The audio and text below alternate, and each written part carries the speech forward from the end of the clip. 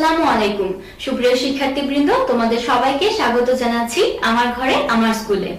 আশা করছি তোমরা সবাই ভালো আছো এবং নিরাপদে আছো, ঘরে অবস্থান করছো। চলো আজকে তাহলে দেখে নিই যে আমরা কি পড়বো। আজকে আমরা পড়বো হচ্ছে অষ্টম শ্রেণীর বাংলাদেশ ও বিশ্ব পরিচয় বিষয়ের একাদশ অধ্যায়টি। একাদশ অধ্যায়ের আলোচনার বিষয় হচ্ছে বাংলাদেশের বিভিন্ন নৃগোষ্ঠী। তাহলে তোমাদের কি মনে আছে যে আমরা এই অধ্যায়টি এর আগে কি কি পড়েছিলাম? এই অধ্যায় থেকে আমরা আগে পড়েছি হচ্ছে 1 থেকে 4 নম্বর পাঠ পর্যন্ত। আজকে আমরা পড়বো এই অধ্যায়ে 5, 6 ও 7 নম্বর পাঠ। তাহলে দেখে নিই যে আজকে আমরা এই আলোচনা শেষে কি কি বিষয় সম্পর্কে জানতে পারবো বা আজকে আমরা কি কি শিখবো। আজকে আমরা প্রথমেই শিখবো হচ্ছে বাংলাদেশের বিভিন্ন নৃগোষ্ঠীর মধ্যে অন্যতম দুটি নৃগোষ্ঠী, সেটি হচ্ছে মারমা ও রাখাইন নৃগোষ্ঠীর সামাজিক, রাজনৈতিক এবং অর্থনৈতিক বিভিন্ন দিক সম্পর্কে বা তাদের জীবন সম্পর্কে। এছাড়াও আমরা আরো শিখবো হচ্ছে বাংলাদেশের যে বিভিন্ন নৃগোষ্ঠীর বসবাস রয়েছে, চাকমা, মারমা, রাখাইন, এই ধরনের যে বিভিন্ন নৃগোষ্ঠী রয়েছে, সেই সমস্ত নৃগোষ্ঠীর যে জীবন বা সংস্কৃতি, সেই সংস্কৃতিগুলো বাংলাদেশের যে বাংলাদেশ বা বাঙালি নৃগোষ্ঠীর মধ্যে যে মেলবন্ধন হয়েছে, সংস্কৃতির যে আদান প্রদান হয়েছে সে সম্পর্কে। তাহলে চলো এখন আমরা বিস্তারিত আলোচনায় চলে যাই। আলোচনার শুরুতে আমরা এখন জানবো হচ্ছে মারমা সম্প্রদায় বা মারমা নৃগোষ্ঠী নিয়ে। তাহলে এখন আমরা দেখে নিই যে মারমা নৃগোষ্ঠীরা আমাদের দেশে ঠিক কোন কোন অঞ্চলে বসবাস করে। তার আগে তোমাদেরকে একটি কথা জানিয়ে রাখছি, সেটা মনে রাখবে। এই মারমা নৃগোষ্ঠী কিন্তু বাংলাদেশে যে নৃগোষ্ঠীরা বসবাস করে তাদের মধ্যে জনসংখ্যার দিক থেকে দ্বিতীয় স্থানে। তার মানে হচ্ছে জনসংখ্যার দিক থেকে মারমারা হচ্ছে দ্বিতীয় স্থানে অবস্থান করে এইসব বিভিন্ন নৃগোষ্ঠীদের মধ্যে। এই ব্যাপারটা তোমরা মনে রাখবে, এই জিনিসগুলো তোমাদের পরবর্তীতে কাজে লাগবে নৈবেদিক প্রশ্নের ক্ষেত্রে। তাহলে এখন আমরা জেনে নিই যে মারমারা বাংলাদেশের কোন কোন জেলায় অবস্থান করে। মূলত মারমারা হচ্ছে বাংলাদেশের যে চট্টগ্রামের পার্বত্য অঞ্চলগুলো আছে বা পার্বত্য যে জেলাগুলো রয়েছে সেখানেই বসবাস করে। তাহলে আমরা দেখে নিই যে এক্স্যাক্টলি কোথায় তারা বসবাস করে। তারা মূলত রাঙামাটি, বান্দরবান ও খাগড়াছড়ি জেলায় বসবাস করে। এখন আমরা বলতে পারি যে মারমা শব্দটি কোথা থেকে আসলো বা মারমা কেন তাদেরকে ডাকা হয়। মারমা শব্দটি মূলত মাইমা শব্দ থেকে উদ্ভূত হয়েছে। তাহলে তোমরা জেনে নাও যে মারমা শব্দটি কোথা থেকে উদ্ভূত হয়েছে হচ্ছে মাইমা নামে শব্দ থেকে। এখন আমরা মারমাদের সামাজিক জীবন নিয়ে আলোচনা করব। চলো আমরা শুরুতেই দেখে নিই যে মারমাদের যে সমাজটা সেটা কি আসলে পিতৃপ্রধান না মাতৃপ্রধান। অন্যান্য আমরা কিছু নৃগোষ্ঠীর ক্ষেত্রে দেখেছি যে কিছু কিছু ক্ষেত্রে তারা মাতৃপ্রধান সমাজ ব্যবস্থায় বিশ্বাসী, কিন্তু মারমারা সেরকম না, তারা মূলত পিতৃপ্রধান সমাজ। তবে মারমা সমাজে মায়ের ভূমিকা অনেক বেশি। পরিবারের বিভিন্ন সিদ্ধান্ত গ্রহণ থেকে অন্যান্য কাজকর্মে মায়েরা সমান পারদর্শী এবং তাদের সমানভাবে গুরুত্ব দেওয়া হয়। এখন আমরা দেখি যে মারমাদের যে বিচার ব্যবস্থা বা তাদের যে সামাজিক বিভিন্ন কর্মকাণ্ডের সিদ্ধান্ত নেওয়ার ব্যাপারগুলো, সেগুলো কিভাবে পরিচালিত হয় বা কারা পরিচালনা করে। মূলত যারা পার্বত্য অঞ্চলের বোমাং সার্কেলের মধ্যে থাকে তাদের মধ্যে সমাজের প্রধান হচ্ছে বোমাং চিফ বা বোমাং রাজা। আমি আবার বলছি, হয়তো তাদের মাঝখানে কিছু ভাগ আছে। যারা হচ্ছে বোমাং সার্কেলের অন্তর্ভুক্ত মারমা বা মারমা সম্প্রদায়, তাদের প্রধান হচ্ছে বোমাং চিফ বা বোমাং রাজা। এখন আমরা দেখব যে এছাড়াও আর যে সমাজ ব্যবস্থা আছে সেখানে তারা কিভাবে তাদের প্রধানকে হচ্ছে নির্বাচন করে। মূলত মারমা যে গ্রামগুলো আছে সেগুলো মৌজায় বিভক্ত, কয়েকটি গ্রাম নিয়ে বা কয়েকটি পরিবার নিয়ে হচ্ছে মৌজা গঠিত। তো ওই মৌজায় যে গ্রামবাসীরা থাকে সেই গ্রামবাসীরা হচ্ছে তাদের গ্রামের প্রধানকে নির্বাচন করে। তো তাদের প্রধানকে কি বলা হয়? তাদের গ্রাম প্রধানকে বলা হয় হচ্ছে রোয়াজা। আমি আবারও বলছি, গ্রাম প্রধানকে বলা হয় রোয়াজা। এই ব্যাপারটা মনে রাখবে। এই ছোট ছোট ব্যাপারগুলো যদি বা বিষয়গুলো যদি তোমরা খেয়াল করো, তাহলে তোমাদের পরবর্তীতে সুবিধা হবে এবং নৈর্ব্যক্তিকের ক্ষেত্রে তোমরা খুব ভালোভাবে এই প্রশ্নগুলো উত্তর দিতে পারবে। তাই এগুলো যখন আমি বলবো সাথে সাথে তোমরা লিখে রাখবে, রোয়াজা গ্রাম প্রধান। এভাবে যদি লিখে লিখে পড়ো তাহলে তোমাদের জন্য সেটা সুবিধা হবে। এরপর আমরা চলে যাব যে মারমাদের অর্থনৈতিক জীবন সম্পর্কে। অর্থনৈতিক জীবন সম্পর্কে আমরা আলোচনার শুরুতে এটা বলতে পারি যে মারমারা হচ্ছে কৃষি প্রধান, মানে হচ্ছে তারা কৃষি কাজ করে থাকে বা কৃষি কাজ করে তাদের জীবিকা নির্বাহ করে। তো তাদের কৃষি কি আমাদের কৃষির মতো এই ধরনের কৃষি না, তারা মূলত কৃষি কাজ করে জুম পদ্ধতিতে, সেটা হচ্ছে পাহাড়ে করায়। পাহাড়ে তোমাদের এর আগের ক্লাসে আমি বলেছিলাম যে পাহাড়ে হচ্ছে তারা একটা নির্দিষ্ট সময় আগুন জ্বালিয়ে দেয় এবং সেটা তারা নিজেরা পরীক্ষার মাধ্যমেই করে, খুব একটা সমস্যা সেই জন্য হয় না। সেই ছাইগুলোতে দিয়ে যে সার তৈরি হয় সেখান থেকে আবার তারা বিভিন্ন শাকসবজি বা বিভিন্ন ফসল হচ্ছে তারা সেখানে রোপণ করে চাষাবাদ করে বা ফসল উৎপাদন করে। এই ব্যাপারটিকেই বলা হয় জুম চাষ, যেটি মূলত মারমা সম্প্রদায়রা করে থাকে। আলোচনার এই পর্যায়ে আমরা মারমাদের ধর্মীয় জীবন সম্পর্কে জানবো। মারমারা মূলত বৌদ্ধ ধর্মাবলম্বী। তারা বৌদ্ধ ধর্মের বিভিন্ন যে অনুষ্ঠান রয়েছে সেগুলো পালন করে থাকে। তাছাড়া মারমা গ্রামে আমরা প্রতিটি গ্রামেই দেখতে পাই যে কিয়াং নামের যে বৌদ্ধ মন্দিরগুলো আছে সেগুলো রয়েছে এবং তাদের গ্রামে বৌদ্ধ ভিক্ষুরাও রয়েছে। বৌদ্ধ ভিক্ষুরা এখানে ভান্তে নামে পরিচিত। এখন আমরা দেখবো যে মারমারা কি কি উৎসব পালন করে। মারমারা মূলত আশ্বিনী পূর্ণিমা, কার্তিকী পূর্ণিমা, মাঘী পূর্ণিমা বিভিন্ন ধরনের এই ধরনের অনুষ্ঠানগুলো পালন করে থাকে। এই সময় তারা ফুল ও প্রদীপ জ্বালিয়ে পুজো করে বুদ্ধদেবের। এরপর আমরা জানবো হচ্ছে যে তাদের বিভিন্ন যে বৌদ্ধ মন্দিরগুলো রয়েছে তার মধ্যে তাদের সবচেয়ে সুন্দর চিত্রকর্মটি কোথায় রয়েছে। সেটি রয়েছে হচ্ছে চন্দ্রঘোনার কাছে কর্ণফুলী নদীর দক্ষিণ তীরে। সেই যে বৌদ্ধ মন্দিরটি, সেই মন্দিরটির নাম হচ্ছে চিত মরম বৌদ্ধ মন্দির। আমি আবারও বলছি, চিত মরম বৌদ্ধ মন্দির। এটি খুবই সুন্দর একটি বৌদ্ধ মন্দির এবং প্রতি বছর এখানে প্রচুর বৌদ্ধ ধর্মের লোকজন হচ্ছে পুজো করতে এখানে আসে। এখন আমরা জানবো মারমা সম্প্রদায়ের সাংস্কৃতিক জীবন সম্পর্কে। সাংস্কৃতিক জীবন সম্পর্কে জানতে হলে প্রথমে আমরা যেটির কথা মনে করি সেটি হচ্ছে তাদের যে ঘর বাড়ি বাসস্থান সেগুলো কেমন এবং তাদের পোশাক পরিচ্ছদ খাবার দাবার সেগুলো কেমন হয়ে থাকে। তাদের যে ঘর বাড়িগুলো হয় সেগুলো মূলত হচ্ছে বাঁশ, কাঠ ও ছনের তৈরি। এই ঘরগুলো 5 থেকে 6 ফুট উচ্চতায় তৈরি করা হয়। এটি হচ্ছে মাটি থেকে 5 থেকে 6 ফুট উচ্চতায় মাচার মতো করে এই ঘরগুলো তারা তৈরি করে থাকে। এরপর আমরা দেখব যে মারমারা কি ধরনের পোশাক পরিচ্ছদ পরিধান করে বা পরে। মারমারা মূলত মারমা পুরুষরা মূলত হচ্ছে মাথায় এক ধরনের পাগড়ি পরে, সেটির নাম হচ্ছে গবং। আমি আবারও বলছি, গবং নামের এক ধরনের পাগড়ি তারা পরে থাকে। তারা সেটি সবসময় না পরলেও এইটি তারা মাঝে মাঝে পরে এবং গায়ে তারা জামা পরে এবং লুঙ্গি পরে। মারমা মহিলারা হচ্ছে আঞ্জি নামের এক ধরনের ব্লাউজ পরে থাকে, সেই সাথে তারা থামিও পরে। আবারও মনে রাখো যে মারমা মহিলারা যে ব্লাউজটি পরে সেটির নাম হচ্ছে আঞ্জি। এরপর আমরা দেখব যে তারা কি ধরনের অনুষ্ঠান পালন করে বা কি ধরনের উৎসব তারা পালন করে। তারা একটি উৎসব অনেক বড় করে পালন করে, সেটি হচ্ছে তাদের নববর্ষের উৎসব। এই উৎসবের নাম হচ্ছে সাংগ্রাই। আমি আবারও বলছি, এই উৎসবের নাম হচ্ছে সাংগ্রাই। এই উৎসবে তারা মূলত জল খেলা করে, বড় পাত্রে জল রেখে তারা একে অপরকে গায়ে পানি দেয় বা জল দিয়ে খেলা করে। এছাড়া হচ্ছে তারা আরো বিভিন্ন ধরনের নাচ গানও এর সাথে করে থাকে। এই অনুষ্ঠানটি মূলত এপ্রিল মাসের মাঝামাঝি সময়ে হয়ে থাকে। এখন আমরা আলোচনা করব রাখাইন সম্প্রদায় বা রাখাইন নৃগোষ্ঠী সম্পর্কে। তো এখন আমরা দেখে নিই যে রাখাইনরা বাংলাদেশের কোন কোন অঞ্চলে বা জেলায় বসবাস করে।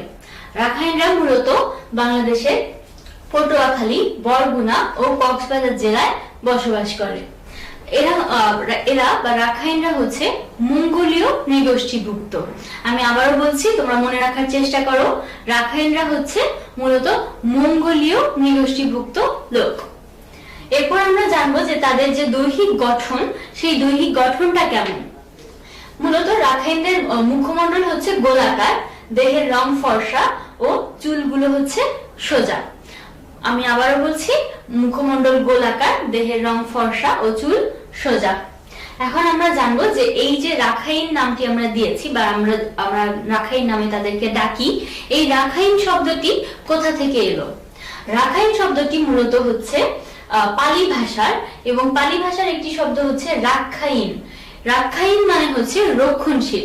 রক্ষণশীল মানে এখানে বোঝায় যে তারা তাদের নিজস্ব ধর্ম, কৃষ্টি, সংস্কৃতি, এই জিনিসগুলো হচ্ছে তারা নিজেদের সামাজিক জীবন বা নিজেদের জীবনধারার মধ্যে সংরক্ষণ করে, মানে তারা তাদের সংস্কৃতি সংরক্ষণ করে। এখন আমরা জানবো রাখাইন সমাজের সামাজিক জীবন সম্পর্কে। সামাজিক জীবনে রাখাইনরা মূলত পিতৃতান্ত্রিক বা পিতৃপ্রধান, যদিও তারা তাদের যে নারীরা রয়েছে বা মা রয়েছে তাদেরকে যথেষ্ট সম্মান দিয়ে থাকে। এখন আমরা জানবো যে রাখাইনদের অর্থনৈতিক জীবন সম্পর্কে। রাখাইনরা তাদের জীবন যাপন করার জন্য বা জীবিকা নির্বাহের জন্য কি ধরনের কাজ করে থাকে? রাখাইনরা মূলত জীবিকা নির্বাহের জন্য কৃষি কাজ করে থাকে, তবে এর সাথে তারা কাপড় বোনা বা তাঁতের কাজও করে থাকে। আমি আবারও বলছি, কৃষি কাজের পাশাপাশি রাখাইনরা তাঁতের কাজও করে থাকে।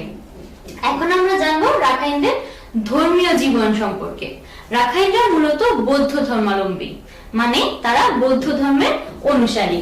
রাখাইন যে শিশুরা রয়েছে তারা বৌদ্ধ যে ভিক্ষু আছে, বৌদ্ধ ভিক্ষুরা তাদের কাছে হচ্ছে ধর্মীয় শিষ্টাচার দীক্ষা নেয় বা শিক্ষা নেয়। এখন আমরা জানবো রাখাইনদের সাংস্কৃতিক জীবন সম্পর্কে। সাংস্কৃতিক জীবন সম্পর্কে শুরুতেই আমরা জানবো যে তারা কোথায় বসবাস করে বা কোন জায়গায় তারা বসবাস করে। তারা মূলত নদীর পাড় ও সমুদ্র উপকূলের সমতল ভূমিতে তাদের গ্রামের ভিত্তিপ্রস্তর করে বা সেখানে তাদের গ্রামগুলো হয়, এবং ঘরবাড়িগুলো কিছুটা উঁচুতে হয়।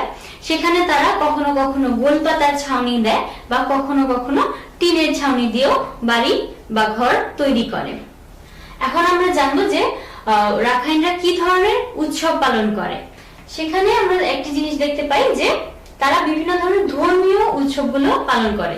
এর মধ্যে অন্যতম হচ্ছে গৌতম বুদ্ধের জন্মবার্ষিকী, বৈশাখী পূর্ণিমা ও বসন্ত উৎসব। আবারও বলছি, গৌতম বুদ্ধের জন্মবার্ষিকী, বসন্ত উৎসব আর বৈশাখী পূর্ণিমা।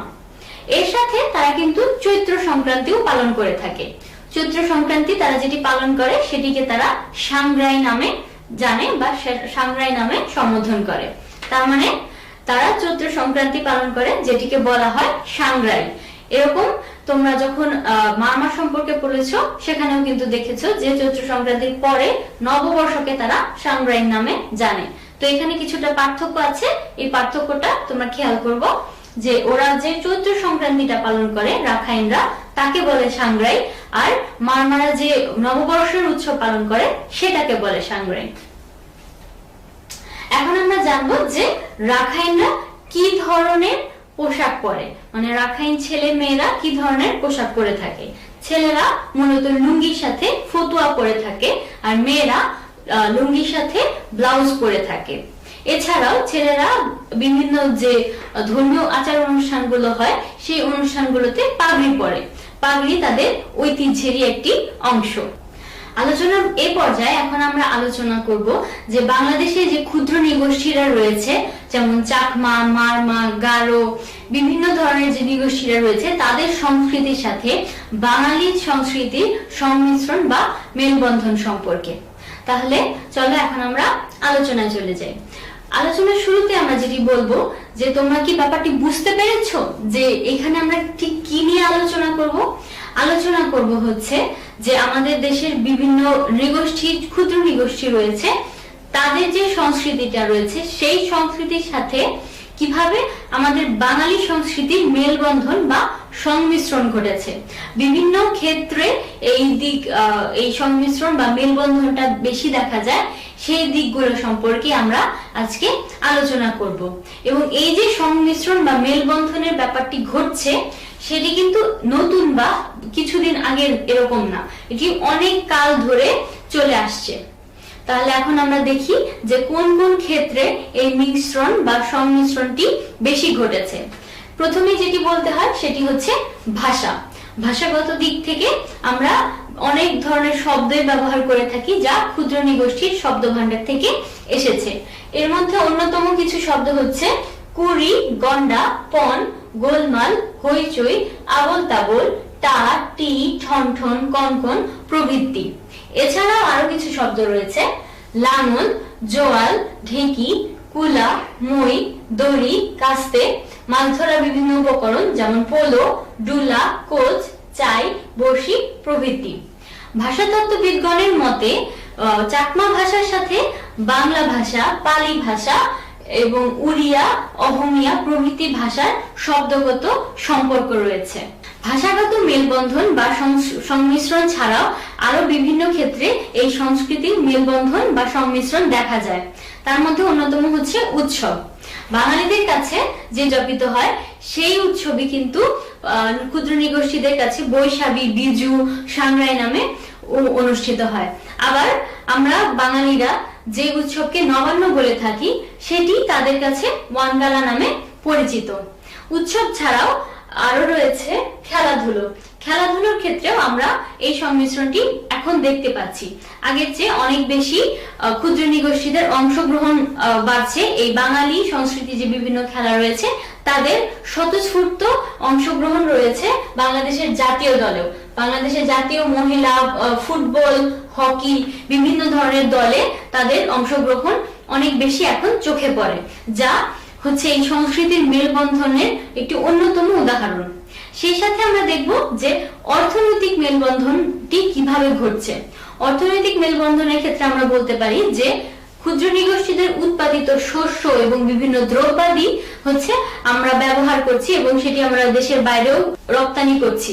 তো এইভাবে তারা আমাদের অর্থনীতিতে সহযোগিতা করছে। অর্থনৈতিক দিক থেকে বিভিন্ন জিনিস আমরা যেমন বলতে পারি যে তারা বিভিন্নভাবে আমাদের প্রয়োজনও মিটিয়ে যাচ্ছে। কি কি দিয়ে আমাদের প্রয়োজন তারা মেটাচ্ছে? যেমন খাসিয়াদের পান, খাসিয়া ও মণিপুরীর কমলা, পাহাড়ি মশলা, উত্তরবঙ্গের ধান, গারোদের আনারস, মণিপুরীদের শাড়ি ও শাল। এইসব জিনিস তারা শুধুমাত্র আমাদের চাহিদাই কিন্তু মেটাচ্ছে না, এইসব জিনিস দিয়ে তারা আমাদের চাহিদা বা দেশের চাহিদা মিটিয়ে রপ্তানি করতে সাহায্য করছে বিদেশে, যার মাধ্যমে আমরা বৈদেশিক মুদ্রা অর্জন করতে সক্ষম হচ্ছি। ভাষা, উৎসব, খেলাধুলা এই ক্ষেত্রগুলো ছাড়াও আরো বিভিন্ন দিকে হচ্ছে এই সংস্কৃতির মেলবন্ধনটি ঘটছে, সেগুলো আমরা এখন দেখব। তার মধ্যে একটি হচ্ছে সাংস্কৃতিক মেলবন্ধন এবং রাজনৈতিক মেলবন্ধন বা সংমিশ্রণ। সাংস্কৃতিক মেলবন্ধনের ক্ষেত্রে আমরা বলতে পারি যে আগে ক্ষুদ্র নিগোষ্ঠীরা শুধুমাত্র তাদের নিজস্ব তৈরি পোশাকই পরতো। এখন তারা কিন্তু বাঙালিদের যে পোশাক, প্যান্ট, শার্ট, থ্রি পিস এগুলো পরে থাকে। সেই সাথে বাঙালিরাও শখ করে অনেক সময় ক্ষুদ্র নিগোষ্ঠীদের পোশাক যেমন থামি এগুলো পরে থাকে। আবার ক্ষুদ্র নিগোষ্ঠীদের যেসব সংস্কৃতি রয়েছে যেমন ঝুমুর নাচ, চাকমাদের বাঁশের নাচ, মণিপুরীদের নাচ, এই নাচগুলো কিন্তু আমাদের দেশে এখন সবার কাছে সমানভাবে জনপ্রিয়।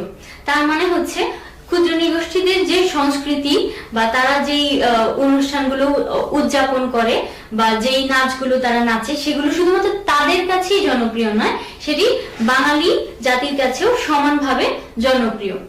এখন আমরা দেখব যে রাজনৈতিক মেলবন্ধন বা সংমিশ্রণ। রাজনৈতিক মেলবন্ধনের ক্ষেত্রে সর্বপ্রথমেই যেটি বলতে হয় সেটি হচ্ছে আমাদের মুক্তিযুদ্ধের কথা। আমাদের মুক্তিযুদ্ধের সময় কিন্তু ক্ষুদ্র নিগোষ্ঠীদের সমানভাবেই অংশগ্রহণ ছিল। তাদের মাঝখান থেকে অনেকেই মুক্তিযুদ্ধ করেছে এবং শহীদও হয়েছে। তো এখন আমরা বলতে পারি যে এই বহুকাল ধরে যে সংস্কৃতির সংমিশ্রণটা চলে আসছে, তা ধীরে ধীরে আমাদের নিজেদের ভিতরে সম্পর্কের উন্নয়ন করছে বা মজবুত করছে। তার মানে এটি আমাদের জন্য একটি ভালো এবং ফলপ্রসূ দিক। তো আজকের আলোচনায় আমরা কি কি নিয়ে পড়াশোনা করলাম? আজকের আলোচনায় আমরা জানলাম মারমা ও রাখাইন সম্প্রদায়ের সামাজিক, ধর্মীয় এবং সাংস্কৃতিক জীবন সম্পর্কে। সেই সাথে আমরা জানলাম যে বাঙালি জীবন সংস্কৃতির সাথে কিভাবে ক্ষুদ্র নিগোষ্ঠীর জীবন সংস্কৃতির সংমিশ্রণ বা মেলবন্ধন ঘটেছে। তাহলে চলো, আমাদের যেহেতু আলোচনা করার পর্বটি শেষ, এখন আমরা তোমাদেরকে কিছু বাড়ির কাজ দিই। বাড়ির কাজটি তোমাদের জন্য খুবই সহজ হবে, তোমাদের চিন্তা করার কোনো কারণ নেই। তবে অবশ্যই বাড়ির কাজটি তোমাদের সংশ্লিষ্ট যে শ্রেণী শিক্ষক থাকবেন স্কুল খোলার পরে তাদেরকে সেটি দেখাতে হবে। তোমাদের বাড়ির কাজটি হচ্ছে বাঙালি ও ক্ষুদ্র নিগোষ্ঠীর সংস্কৃতির যে সংমিশ্রণটি ঘটেছে সেটি সম্পর্কে আলোচনা করো। তার মানে বাঙালি ও ক্ষুদ্র নিগোষ্ঠীর সংস্কৃতির যে সংমিশ্রণ ঘটেছে সে সম্পর্কে আলোচনা করো। তোমরা সেটি বইয়ের মধ্যেই পেয়ে যাবে, যেটি আমরা মাত্রই আলোচনা করলাম। তোমরা যদি পড়ো এবং নিজস্ব অভিজ্ঞতার আলোকে তোমরা আরো ভালো করে সুন্দর করে গুছিয়ে লিখে নিবে। ঠিক আছে, তাহলে আজকে এখানেই শেষ করছি আমাদের আলোচনা। তোমরা সবাই ঘরে থাকো, সুস্থ থাকো এবং সরকারি স্বাস্থ্যবিধি মেনে চলো। তোমাদের সবাইকে ধন্যবাদ।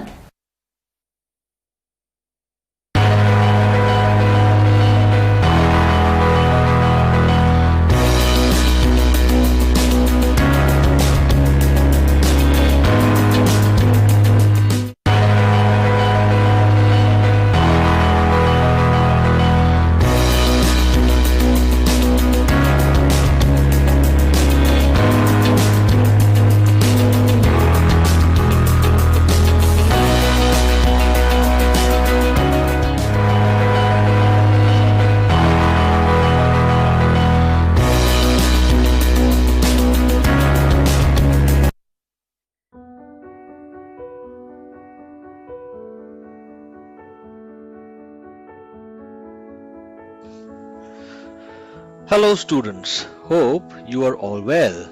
Today we are going to learn Class 8 English Paper 2, Unit 11, Capitalization and Punctuation.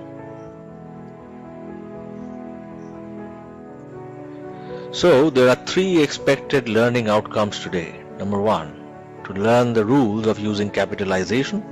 Number 2, to identify and know about the main punctuation symbols.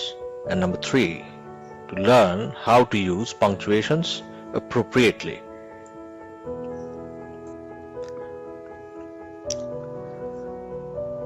Let's introduce capitalization with its use. Let's read the story given below and identify the capital letters used. There was a poor boy named Rakib. He lived in a small village of Ghora in Polash Upazila under Norsingdi district. His mother died on a Sunday in January 1994. At that time, Rakib was only 5. When he was 12, he started to work in a rich man's family as a domestic help, since his father was not in a position to bring him up. Rakib used to obey the orders of the family members, although Mojnu, the only son of the rich man, did not like to get things done by Rakib. Rakib was happy to see his master's son going to school named Fulkuri High School.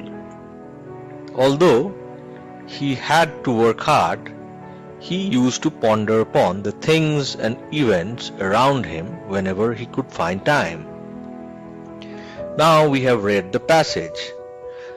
Let's try to identify all the capital letters that have been used and also try to learn why.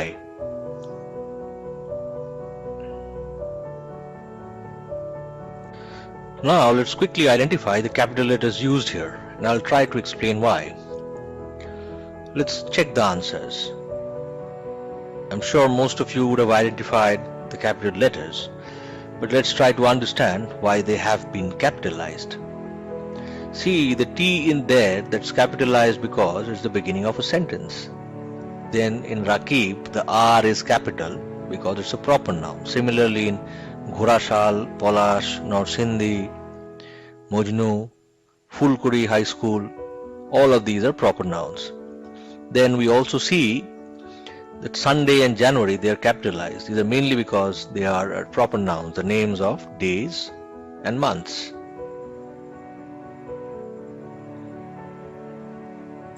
Now let's read the second part of the paragraph, and in this case you would have to identify the capital letters on your own and also the reasons why they have been capitalized. I want to learn what my master's son is learning, said Rakib to himself. He made friendship with Mujnu. Mujnu used to tell stories to Rakib about the successes of some hard-working people with a view to inspiring his friend. He also used to tell stories about some countries such as Singapore, Australia and Japan. Rakib thought, if I could go to the countries. He started to learn English and Japanese languages through watching TV and by reading books named Learn English, Learn Japanese. Alongside learning languages, he started to learn about different nations such as the French, the Americans and the Indians.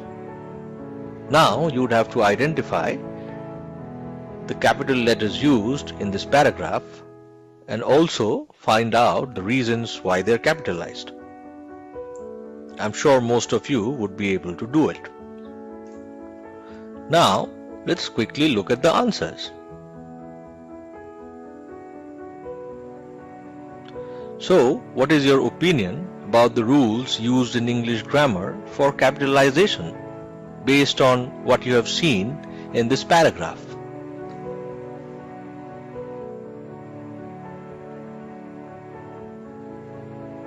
So, let's look at the rules for capitalization. The first rule is, the first letter of the first word in a sentence is normally capitalized.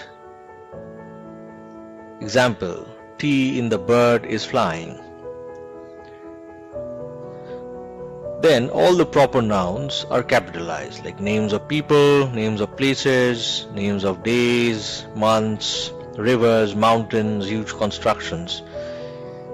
You could see like Rakib, Mujnu, Rahim, these are names of people. Ghora, Polash, Narsindi, these are places. Days like Sunday, Monday, months like January, February, March. Rivers like Podda, Ganges, Meghna, mountains like the Everest, Mount Cook, constructions like the Sears Tower, the Eiffel Tower, these are all proper nouns. Similarly, the names of organizations are also proper nouns and they are all capitalized, like Sawar High School, Notre Dame College, World Bank, these are all proper nouns.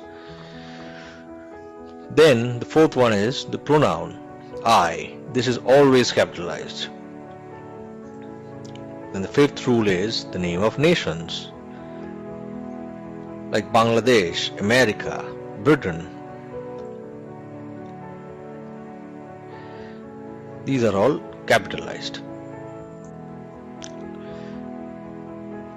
So then number 6, the main words in a title of a book or of a chapter or an article are normally capitalized, like learn English, learn Japanese, great expectations. These are all capitalized.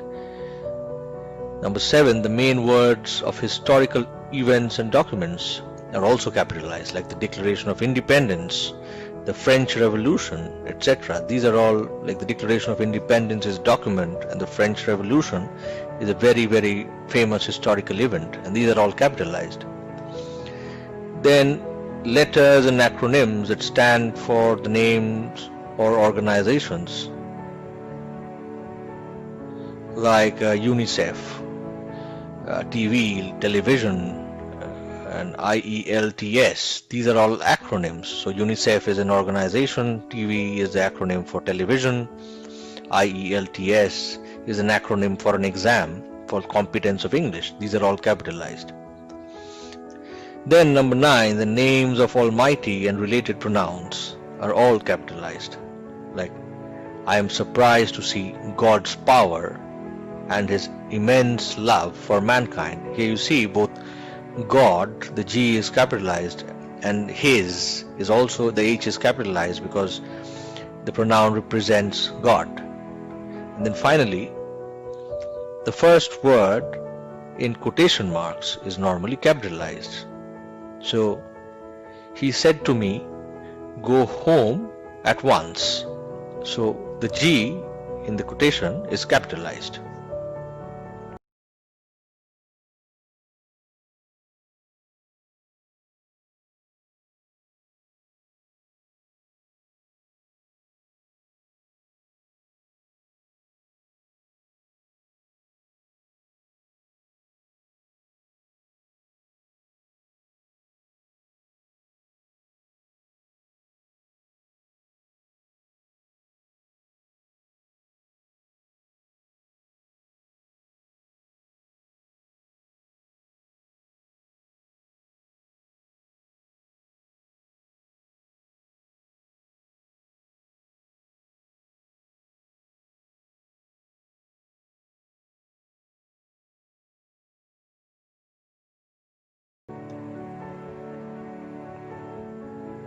The fifth one is a colon.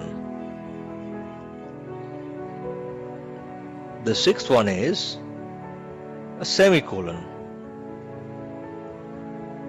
Then we have quotation mark. Then an apostrophe. Then we have a dash. And finally, we have brackets. So you can see here are 10 different punctuation marks. A question mark, an exclamation mark, a period, a comma, a colon, a semicolon, a quotation mark, an apostrophe, a dash, and finally brackets. Now, let's learn one by one the function of the different punctuation marks. Let's start with the question mark. It is used at the end of an interrogative sentence like, "What is your name, please? Where do you live? Was she happy to see you?" It is also used in brackets to express a doubt. "His mother died of cancer." Question mark in brackets. Then we have exclamation mark. It is used to express strong feelings such as astonishment, delight, and anger. For example, "What a huge snake!" Exclamation mark. "Wow, what a great shot!" Exclamation mark. "Go now!" Exclamation mark. "If I were a bird!" Exclamation mark. Then we have period. After this mark, one must have a pause. It is used at the end of assertive, imperative, or optative sentences. Examples: Faridul is a good boy, period. Do not run in the sun for a long time, period. May Bangladesh live long, period. It is also used in abbreviations like PhD, MPhil, MA, BBA.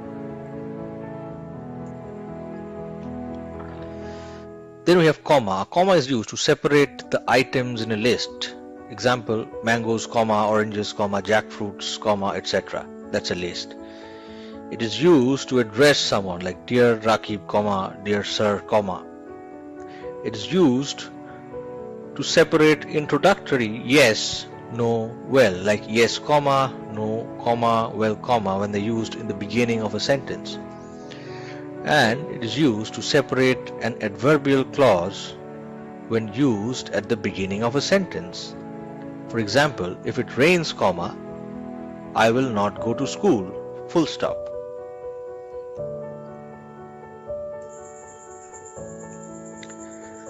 Then we have colon. A colon is used after thus, as follows, or the following. Example, the list is as follows: rice 5 kgs, lentil 1 kg, potatoes 2 kgs, and milk 2 liters. Then to separate two sentences of which the second clarifies the meaning of the first. I know Professor Motin well, colon, we lived together for 5 years.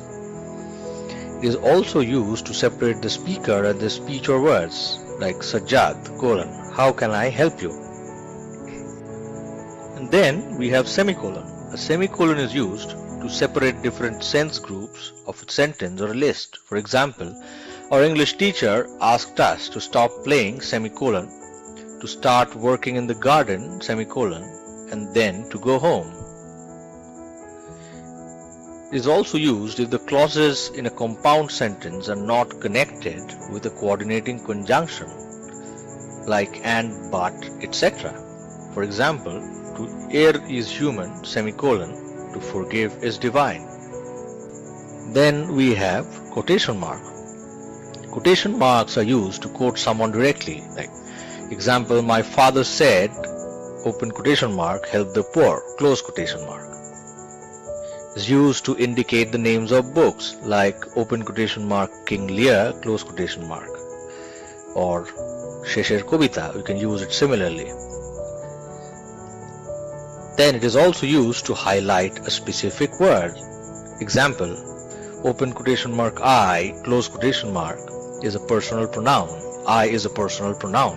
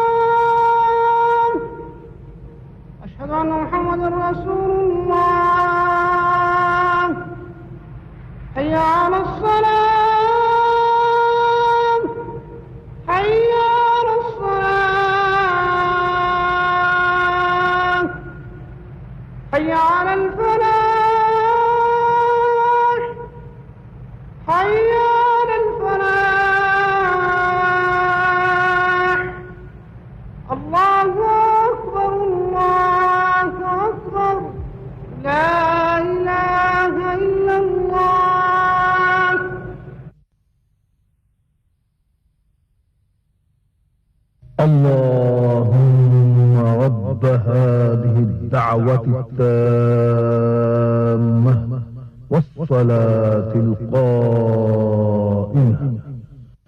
آت محمدا الوسيلة والفضيلة والدرجة الرفيعة وابعثه مقاما محمودا الذي وعدته إنك لا تخلف الميعاد হে আল্লাহ, এই পরিপূর্ণ আহ্বান ও শাশ্বত নামাজের তুমি প্রভু। হযরত মুহাম্মদ সাল্লাল্লাহু আলাইহি ওয়াসাল্লামকে দান করো বেহেশতের সর্বোচ্চ সম্মানিত স্থান এবং সুমহান মর্যাদা, আর তাকে অধিষ্ঠিত করো শ্রেষ্ঠতম প্রশংসিত স্থানে, যার প্রতিশ্রুতি তুমি তাকে দিয়েছ। নিশ্চয়ই তুমি প্রতিশ্রুতির ব্যতিক্রম করো না।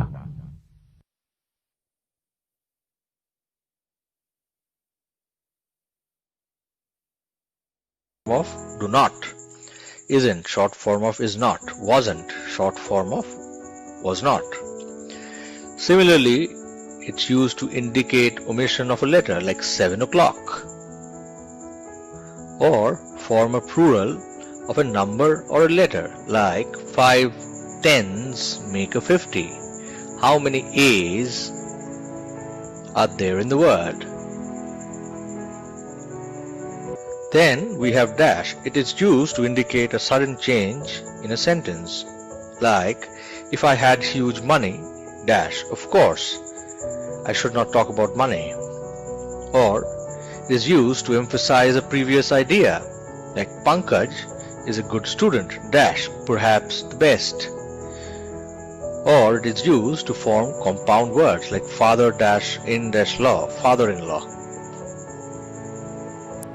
And finally, we have brackets. Brackets are frequently used in mathematics, but they are also used to give explanation of some words or ideas, especially complex ones. For example, teachers use realia, real objects, in their teaching. You can see the real objects is in bracket, and it denotes the meaning of realia, which is quite a complex word. Now let's do a quick exercise on punctuations. Read the following dialogue and use punctuation marks in each gap as necessary. This is a conversation between Disha and Papia. By now, we have learned the uses of multiple punctuation marks, and I'm quite sure all of you would be able to get it right. So, let's quickly look at the answers. Disha, did you call me yesterday? Question mark. Papia, sorry, comma, I forgot to call you! Exclamation. However, comma, Nujrul called you! Exclamation. Disha, why did Nojrul call me? Question mark. Papia, he said, colon, open quotation, I want to give some things to Disha, close quotation. Disha, what are those things? Question mark. Papia, so far as I know, colon, they are a set of books, comma, a box of color pencils, comma, an Oxford dictionary, comma, and a laptop, full stop. I'm sure most of you would have guessed it right. Now let's quickly recap what we learned today. Today we learned three things. First, what are the rules for capitalization and how to use it. Second, what are the main punctuation symbols and their uses. And third, how to use punctuations appropriately. Now it's time for today's homework. Read the following application written by a student. Try to figure out why his English teacher has underlined some areas. Consider capitalization and the use of punctuations appropriately. The application reads as below. The headmaster, Elite High School, Dhaka Shodor, Dhaka. Subject, prayer for activating the school library.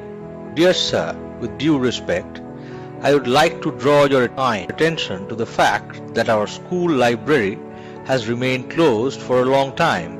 Therefore, we hope that your honor would be kind enough to take necessary steps to make the library useful for students.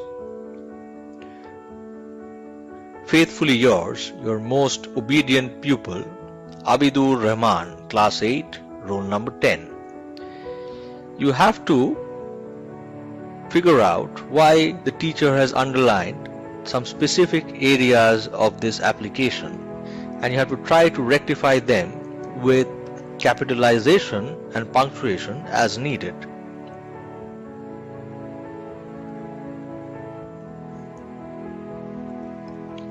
The homework given in today's class needs to be answered in the respective notebook for the subject.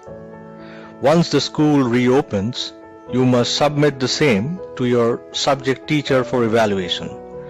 This marks will be considered for your continuous evaluation and contribute to your final performance. Hope you stay healthy and safe. Follow the rules set out by the government, stay at home, and follow the health protocols listed out by the health department.